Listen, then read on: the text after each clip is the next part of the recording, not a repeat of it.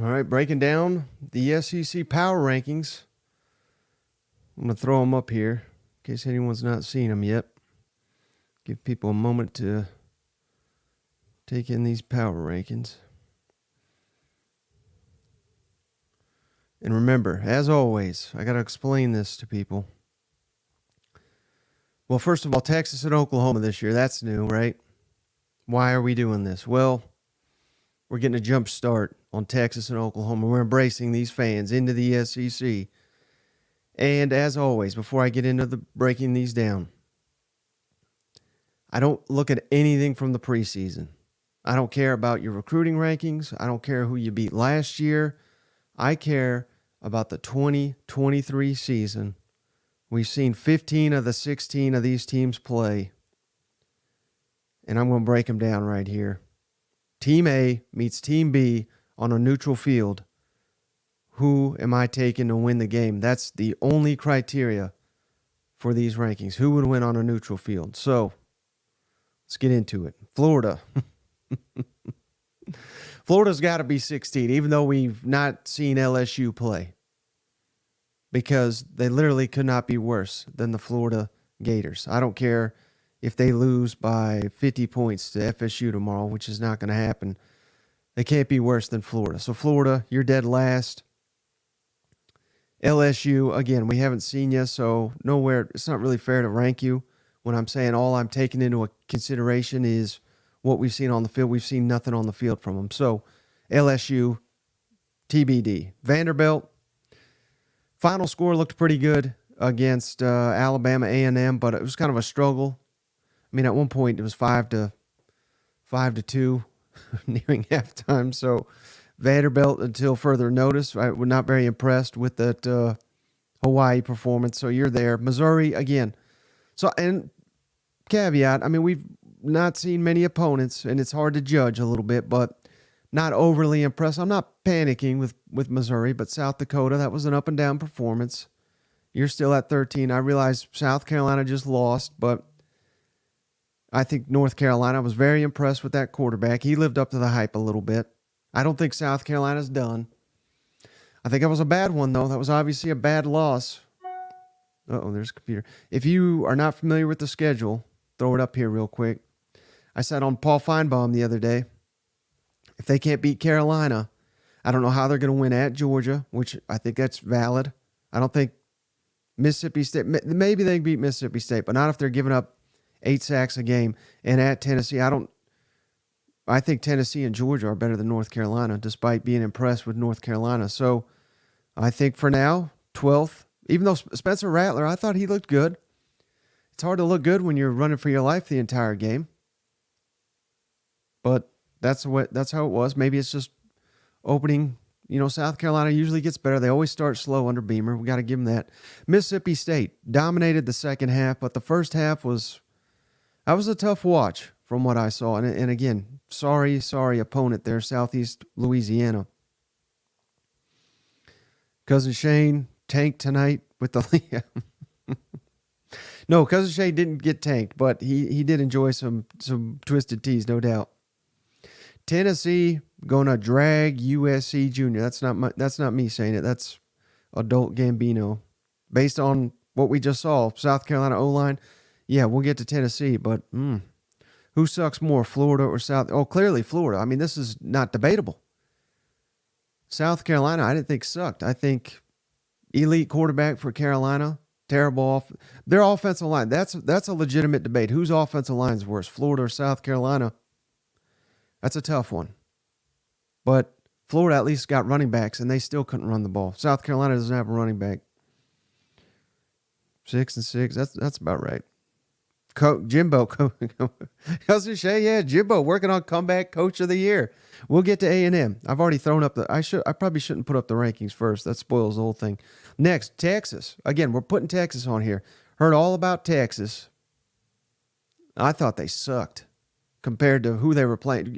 If you watch that game, JT Daniels is awful.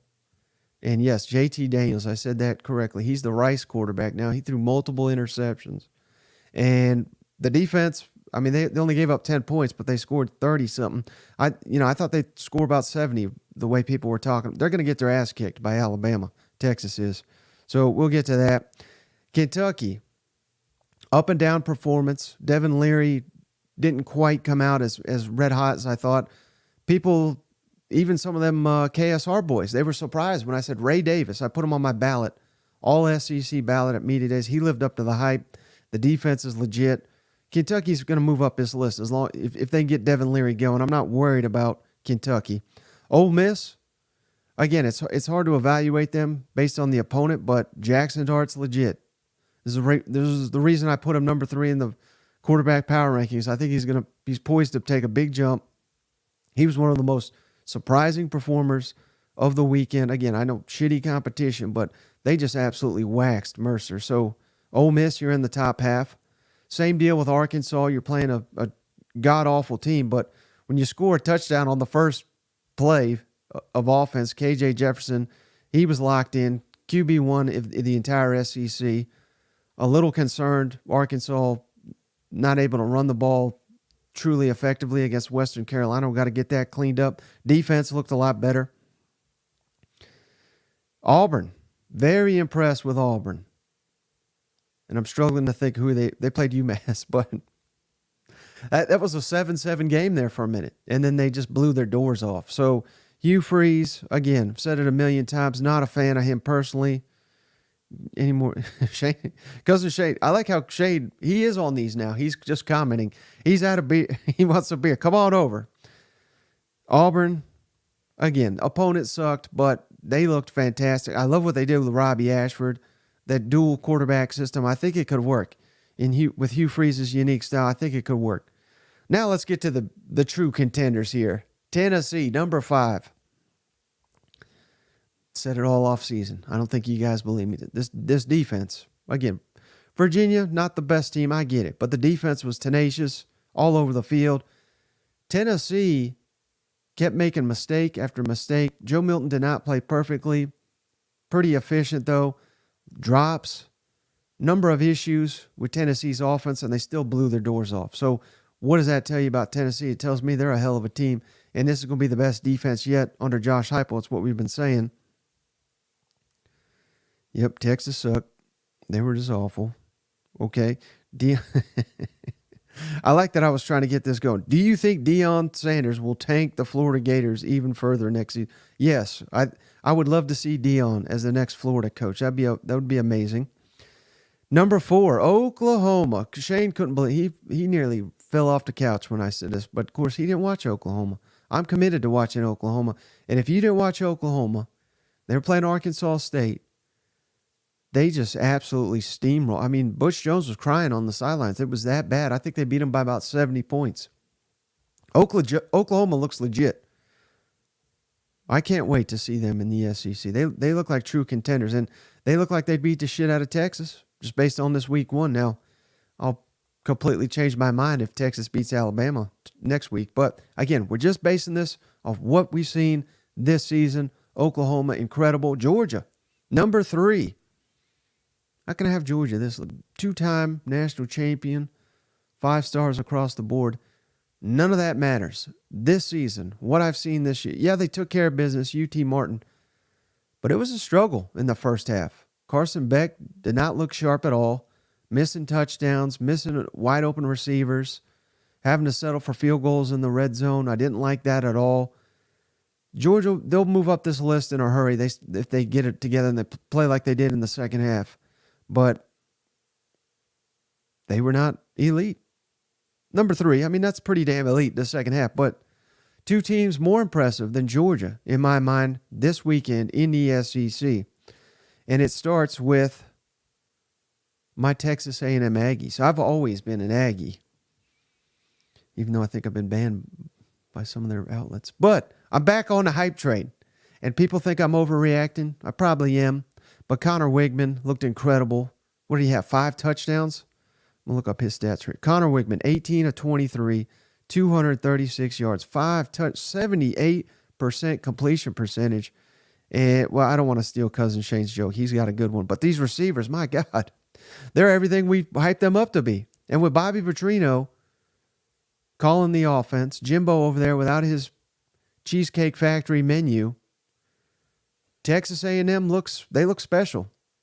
I think they're going to mess some people up this year, and I may have got the West champion wrong. Again, we'll see. LSU, they may be incredible tomorrow, and then I'll change my mind again. But A&M, number 2 in the SEC right now, based on what we've seen this season. They were my bookie lock of the week, covered the 38 points.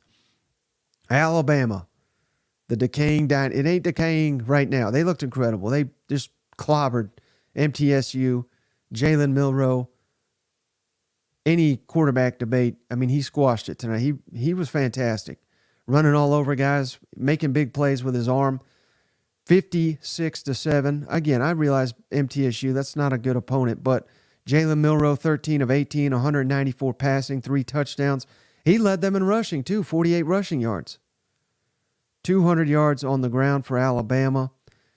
I mean, Jalen Milroe, we'll see what he does against real competition, but very, very impressive. He may have to win a shootout next week against Texas when Texas comes to Alabama. But, again, Texas looked awful.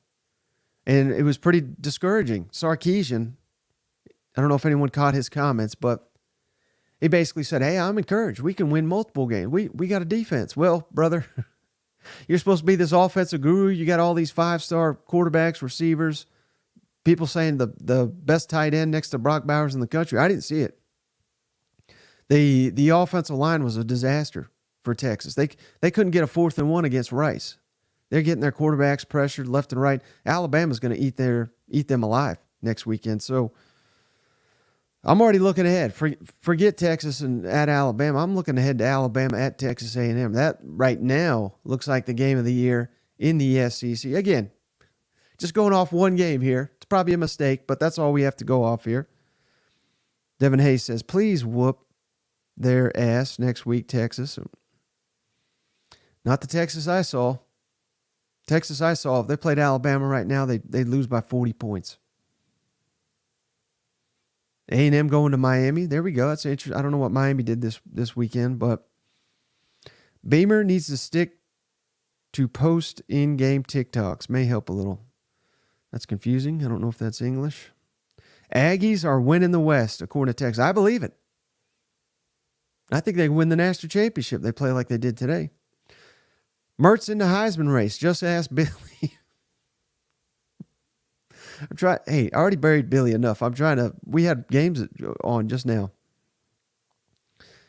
All these Gamecock hate when their teams played cupcakes. We played a team that has a Heisman candidate and played a conference championship. It's the first week, people. Yeah, that's true. I don't know what them having a good quarterback has to do with your offensive line giving up 8 sacks and not being able to run the ball at all, though. I don't know what that has to do with the quarterback you just played. I don't think it has anything to do. Nothing said about Tennessee run. Well, that was my prize picks. Jalen Wright. I said over 54 yards. He damn near had that on the first possession. They were outstanding. Tennessee defense showed up, stayed with us, cousin Shane. Yeah, we're gonna do it. So we're doing live shows. We're doing this every Sunday, 6 p.m. Eastern, 5 Central, breaking down the games. We're doing the Thursday pick'ems. And I'm going to do these power rankings live every Saturday as soon as the final SEC game is in the books.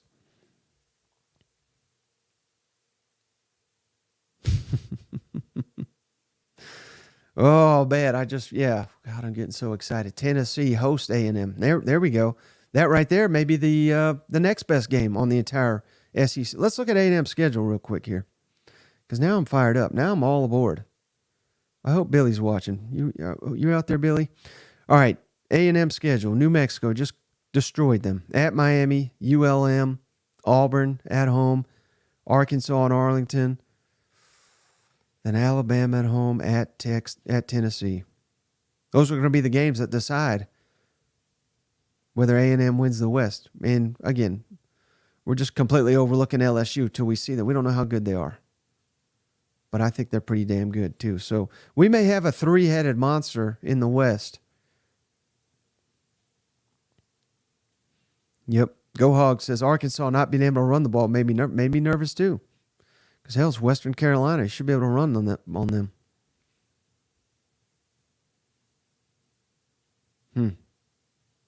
Mike Wright, he was incredible. I thought all the hype we've been hearing him and Mississippi State offense. Can't wait to see how they utilize him more. Mike Wright, check this out, had the longest run that Mississippi State's had since 2019. Mississippi State had 300 yards rushing. And remember, they're doing this mostly with air raid guys. So that's a credit to that coaching staff. They're doing a hell of a job. Jacob Cooley, appreciate $5 he just sent us. South Carolina with a better O-line and a better play caller wins games with the game Spencer. Yeah, Spencer looked great. He's running for his life, but they need help at running back. They need, they're just not in a position where you lose your left tackle in the spring game and you just recover. I knew that was a disaster right there. They're just not. You look at where they're recruiting right now, South Carolina. It's all in the trenches because that's a weakness right now. But it's going to be a strength pretty soon, in a year or two. Do you believe in love after love? Sure, why not? Tennessee is the only game that worries me this season for my Aggies.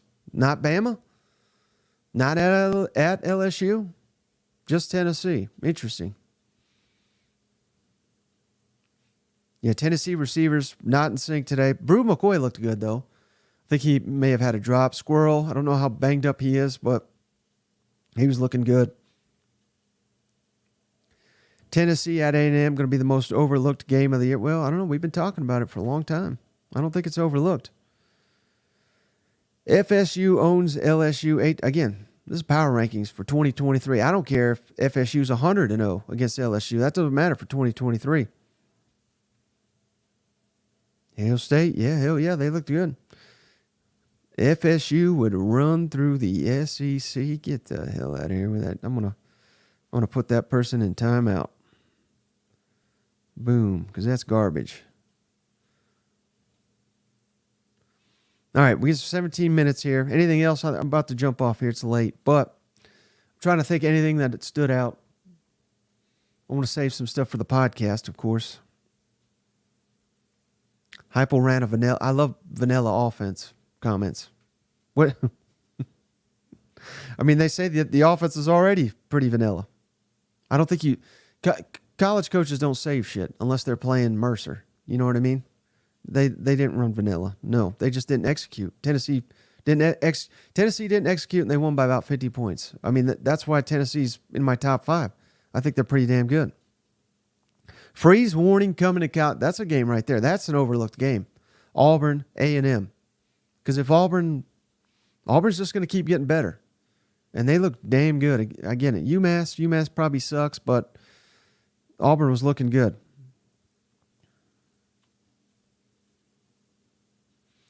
How do you think Tennessee translate through week? I mean, I don't know. I've been telling you, Tennessee defense is going to be good. Yeah, Jalen Milroe looked great. Heisman. We haven't heard that yet. He's not going to win Heisman, but how many pounds of the Twisted Tea, 100 pounds is left? I'd say about 60 pounds. We haven't done a big dent in it, but we've done a nice dent. I left on Friday. That hurt. Yes, sir. Tennessee's looking good. Any thoughts on Vanderbilt? Again, I said it earlier. Not overly impressed with the Hawaii game. Struggle in the first half against Alabama A&M. How many long shots did they take? Who are we talking about here? If he's talking A&M threw it all over the damn yard. That's another thing that impressed me about A&M.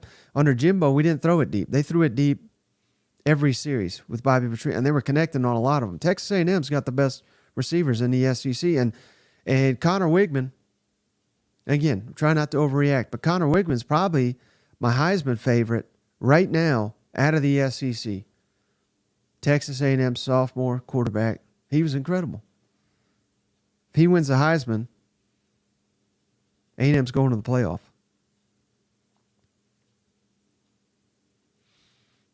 Yep, everything's an overreaction. Well, yeah, of course. We've only had one game. Cousin Shane had a good comment here. What? Mac Brown? No, that can't be right. Cousin Shane made a comment during Mac Brown oatmeal. I'll let him explain it, but I cannot look at Mac Brown ever the same and not think of oatmeal. So Appreciate you for that one, Cousin Shane. That's a little teaser for Sunday night, 6 Eastern, 5 Central. We're going to be breaking down these games live in the Duplex studio with Cousin Shane. So be there. We'll catch you. I'm going to wrap this thing up 20 minutes strong. Appreciate everybody for showing up. And again, Sunday night, 6 Eastern, 5 Central. We'll see you there with Cousin Shane.